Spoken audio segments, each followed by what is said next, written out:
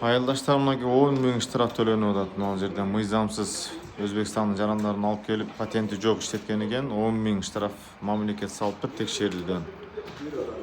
Бир эле адам го? Жок, бир адамдыкы. Бир адамдыкы. Ар бир адам 10 000 төлөйбү? Ар бир адам. Я Алла. Başkan neyse kim? Kança? 333. Меники баки? Alkaş bak. Болду.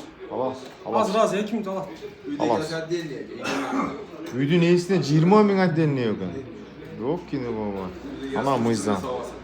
Азыр ошондо сиз бирөөнү эле иштеттиңиз, 10 000 төлөп атасызбы?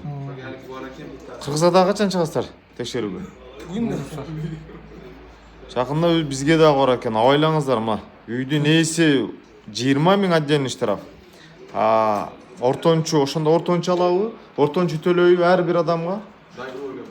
Договорго баглуу, Айтор, Жок, андай эмес, туран асас. Өчү турман башкадан эме көрөсүз. айтып коюңуз, мен мына жакты эле тартып атам, сиз тартпай атам. Сүйлөп айтып коюңуз, мыйзам, как оно есть, мыйзамдагы эле айтып коюңуз Кыргыз болду. Республикасынын укук бузуу жөнүндө кодексин эгер чет элдик жаранды мыйзамсыз тартып, аны иш менен, аны үй жай менен камсыз кылса, эч кандай документи жок.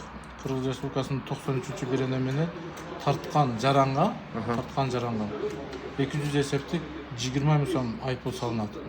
Иштеген чет элдик мигрантка 10 000 сом айыппул салынат. Болду. Болду, Кыргызстага жакында текшерүү чыгат экен, абайлаңыздар, эскертүү катары жүктөп атам атайын.